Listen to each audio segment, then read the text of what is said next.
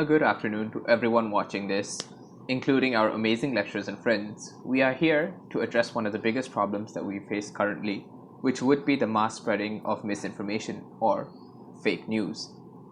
Although there are times this fake news is spread with malicious intent, sometimes it all starts with the best of intentions. Take how the media interprets scientific articles, for example. Like scientific journalists, their job is primarily to go through scientific or medical journals, scouring for newsworthy articles and finding research that will captivate the reader. And although sometimes these journalists can get sidetracked, making sure the story is captivating, they forget the purpose of their article. And sometimes, the article in question uses words or phrases that can't be understood by said journalists due to them lacking a scientific background. When an article misleads an audience on purpose, however, they tend to exaggerate on minor details in order to get the story across as interesting. This may seem harmless, but at times it can completely change the meaning of a research paper, which can have serious, unforeseen negative impact. There are also times where the media chooses an unreliable study to present and popularize. This tends to have detrimental effects to our society, as seen with the paper by A.J. Wakefield, the infamous paper that kickstarted the anti-vaccine movement. A paper published in 1998 still causes problems today, 20 years later. In this presentation, we will discuss the key factors behind the spread of false information presented by both scientific articles and the mainstream media. Based on the European statistics, the majority of their population states that they are interested in scientific research. The highest score of interest was given to medicine at 62%, followed by the environment at 43%. The most popular medium for scientific information was found to be the television. Said study also found that 49% of people read scientific articles in general newspapers and another 12% reads about them in magazines. Around a third of EU citizens listen to radio programs and look at information about scientific articles on the internet at 28% regularly or occasionally. The first factor that causes spreading of false information is loss in translation. Translation in this context involves reporting medical science to the public audiences by journalists to convey an accurate understanding of the findings of the research and to help the public to understand clearly about a complex scientific concept. However, there are some concerns that may affect the quality of medical reporting in the media. The first concern is the deadline. With increasing opportunities for several journalists to publish more often and on different media platforms, the frequency of and the time to deadlines for news reporters have changed dramatically. The time allotted to find news, research facts, check details, write stories and make layout has shortened and fewer sources are used. Another time-consuming factor is the 24/7 news cycle that demands continuous rapid updates of an ongoing story. Next, a misleading headline will impair a reader's ability to make accurate inferences. According to a study done by American Press Institute and the Associated Press, only 4 out of 10 Americans read beyond the headline. So, it is important to understand how reliable and unreliable outlets construct the headlines of their health-related news. We observed that the average headline length of an article from reliable outlets and an article from unreliable outlets is 8.56 words and 12.13 words respectively. So, on average, an unreliable outlet's headline has a higher chance of receiving more clicks or attention than a reliable outlet's headline. Also, we observe around 27% of the headlines from reliable outlets are clickbait. In unreliable outlets, the percentage is significantly higher, around 40%. So, it is evident that the unreliable outlets use more clickbaits than reliable outlets in their health journalism. Furthermore, medical experts sometimes disapprove of the media's preference for popular, often oversimplified topics or angles with less relevance for health rather than exploring more complex and impactful areas. Besides that, journalists with low medical knowledge are a risk factor for low quality coverage of important medical findings. Exaggerations or omissions of important facts could be an effect and has been observed in the discussion about vaccination, measles, and autism. Journalists often lack formal training in statistics and a lack of knowledge-based understanding of issues. On issues involving uncertainty or controversial science, or in domains that have been highly politicized, this lack of formal training as well as traditional norms of newsworthiness, where sensation and controversy are seen as virtues, can make reporters more likely to echo faulty claims. Journalists may be inclined to employ false balance on scientific issues or giving equal credence to two sides despite the weight of evidence supporting only one. Next, the growing prevalence of rapid, short-format publications that publicize early results might be exacerbating the problem. Overemphasis on the beneficial effects of experimental medical treatments seen in press releases and news coverage, often called spin, can stem from bias in the abstract of the original scientific article itself. Consequences of hype surrounding surprising but preliminary science, overselling the results of non-human studies as a promised cure potentially confuses readers and might contribute to disillusionment with science and could potentially influence a reader's health-related behavior. Last but not least, there is a shift towards bite-sized publications in areas of science such as psychology that might be promoting more single-study models of research. Fewer efforts to replicate initial findings, curtailed detailing of previous relevant work, and bias toward false alarm or false positive results. Larger multi-experiment studies are typically published in longer papers with larger sample sizes and tend to be more accurate. They also suggested that this culture of brief single-study reports based on small datasets will lead to the contamination of the scientific literature with false positive findings. Unfortunately, false science far more easily enters the literature than leaves it. There are several types of biases that come into play in the field of scientific publications. Of these, I will be expanding on two different types, gender and editorial. Let's first discuss the gender bias that exists within the scientific publishing community. Despite females occupying a similar number of graduate-level positions when compared to men, they hold fewer senior academic positions. Senior academic positions require academic success, which is demonstrated by the publication and citations in highly influential journals. When an individual's publication reduces and they have low visibility within the research field, this negatively impacts the career of the scientist. Across multiple disciplines in science, women account for less than 30% of fractionalized authorship. In these, women are underrepresented as first and last authors, which represent the lead and senior authorship respectively. On the other hand, women are overrepresented as middle authors, which is considered as the least prestigious authorship position. In textbooks, the work of female scientists is represented 2 or 3 times less than expected. Furthermore, female scientists are underrepresented as invited speakers at conferences. Now, let's discuss editorial bias. Editorial bias is defined as situations impacting the decision to affect a manuscript. The decision is influenced by the author's origin, the country the article comes from, the academic institution producing it, prior publication by the journal, and whether it works well with affiliated corporate groups. The use of an open evaluation model by editors fosters these type of biases, particularly in regards to the place of origin and whether the researcher belongs to prestigious academic institutions. In comparison, corporate-based authors have an easier time publishing their articles when compared to isolated authors. Furthermore, studies which are sponsored by commercial enterprises get published in journals at a higher rate when compared to non-sponsored ones. As a result of these two biases, possible novel ideas and researchers are being overlooked and underrepresented within the scientific community. This will directly impact the saturation of scientific research available to us. The third factor which causes spreading of false information is the biases within the media itself.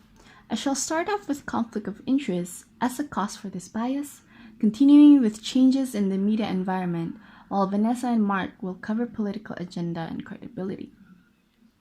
As for conflict of interest, the key principles for covering health and medical news includes investigation and reporting potential conflicts of interest, and also seeking out independent experts to scrutinize claims and evaluate the quality of research.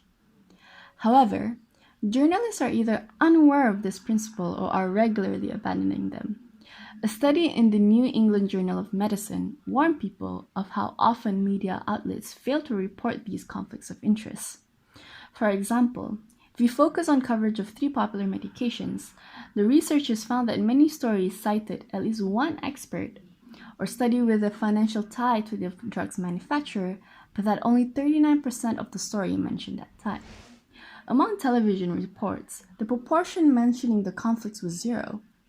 In 2003, a study in newspaper coverage of 5 new prescription drugs found that any mention of potential financial conflict of interest was included for only 3% of interviewees, after exclusion of government and industry spokespeople. More recently, a study of coverage of pharmacogenetics in UK newspaper found that the majority of stories citing a scientific paper in which researchers had ties to the industry failed to report their potential conflict. All these studies found that media reports tend to overstate benefits while downplaying the harm. Changes in media environment. As the newspaper industry gets smaller and smaller, they are forced to conform to the current way to make the most amount of money with the least amount of physical reach. This forces them to move to the internet for a bigger reach and a wider audience demographic. This poses a threat as a study in Europe found that the third most trusted media source is the internet, preceded only by the television and newspaper. The problem with this is that when newspaper outlets move to an online platform, their revenue is based on the amount of visits or clicks their sites gets, pushing these outlets to focus more on misleading titles that would capture attention rather than accurate titles that may be harder to understand and not as captivating. The editor-in-chief of The Guardian, a British daily newspaper, noted in a recent essay that there's a shift away from public interest journalism and towards junk food news. Basically, news that essentially is devoid of any credibility or important messages. This suggests that we are in the midst of a fundamental change in the values of journalism. The shift is further exacerbated by a move towards greater news consumption via social media, where algorithms provide users with more of what they think they want, reinforcing pre-existing beliefs and not challenging them. This will force the creation of 2 different sides who both think they are on the right, both having facts to back up their statement, but none with proper scientific backgrounds to their facts. There are profound structural shifts in the media environment that have occurred in recent decades, and their connection to public policy decisions and technological changes. Scientific findings can clash with a person's or a group's political agenda, be it conservative or liberal. Scientists can expect to encounter a target campaign of fake news, misinformation, and disinformation in response, no matter how clearly the information is presented or how carefully and convincingly it is framed. Under these circumstances, the information is unlikely to penetrate the cognitive structures of those it threatens, and therefore, it is likely to be either rejected or ignored by otherwise open-minded people who have absorbed the campaign of false and misleading information. Apart from that, credibility of research articles also plays an influential role in media publication. According to a research done in University of Florida, an experiment was done by comparing study characteristics of 75 clinically oriented journal articles that received coverage in top 5 newspapers by circulation against another 75 clinically oriented journal articles that appeared in the top 5 medical journals by impact favor over a similar time span.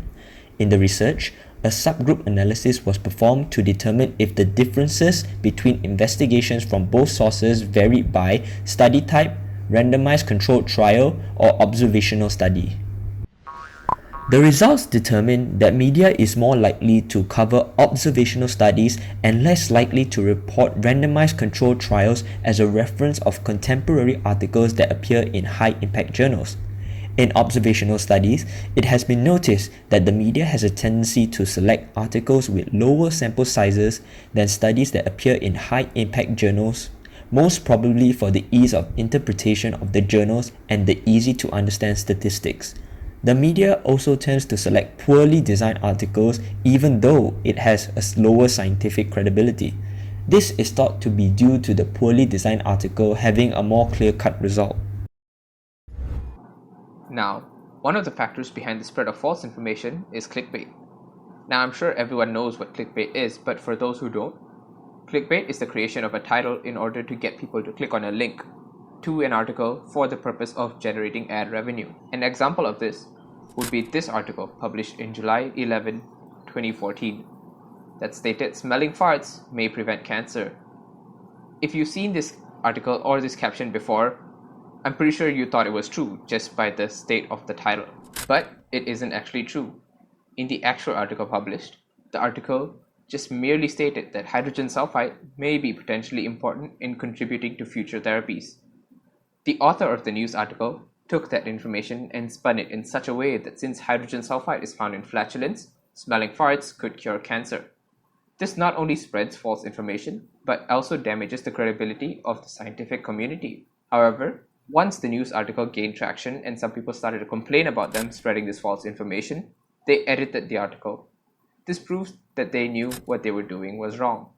Although it's important they made that correction, it had been 3 years and the story had gained a lot of attention, with other media outlets even citing them as a source for fart smelling as a cure for cancer. There are several consequences with the misinterpretation of facts in the media. For example, when the publishing company prefers positive test results, researchers will constantly find positive outcomes as they do not want to lose their invested money, time, and resources in the study. This could possibly misinform researchers, doctors, policymakers, and the greater scientific community, specifically when the wrong conclusions are drawn on the benefit of the treatment. All this leads to the raising of false hope among patients, distrust about new treatments, misguided choices that may put people's health at risk, or influence policymakers to adopt inadequate or harmful laws, regulations, or policy. To conclude this presentation, I will be talking about 2 actual cases related to some of the factors mentioned previously.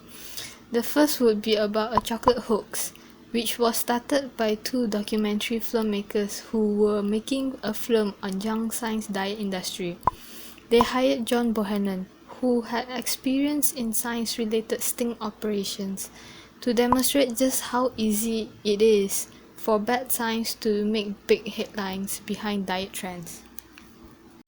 They did an actual research on the effects of dark chocolate in weight loss, with participants being randomly assigned to 3 groups: the control group, low carbs group, and low carbs with dark chocolate group. Hired a GP to run the clinical trial and collected several data. However, the study design itself had issues, where it only had a small sample size of 15 participants, tested on 18 different measurements in hopes to get something of significant results, and their control group had an uncontrolled and unknown diet, which can't be used to compare with the treatment group. John then cooked up a press release himself, leaving out the number of participants and the weight differences, as he learned that to grab headlines, one would only need to lay out everything right, as reporters tend to copy and paste. With that and a few promotion videos on chocolate and weight loss, the article was all over the news, with no reporters questioning him about the sample size or asking for second opinion from other researchers. Lastly, the infamous vaccine can cause autism case, where Andrew Wakefield and 12 other colleagues published an article in Lancet, which suggested that MMR vaccine may predispose to behavior regression and pervasive developmental disorder in children. Despite the small sample size of 12, uncontrolled design, speculative nature of the conclusion, and failure in mentioning the conflict of interest, the paper received wide publicity. This resulted in the decrease of MMR vaccination rates, as many parents worldwide stopped vaccinating their kids out of fear of the autism risk, thereby exposing them to the disease. This resulted in measles outbreak in the UK in 2008 and 2009, and pockets of measles in the US and Canada, whereas scientists and organizations worldwide had to spend time and money to disprove the results of the paper. That would be all from us. Thank you.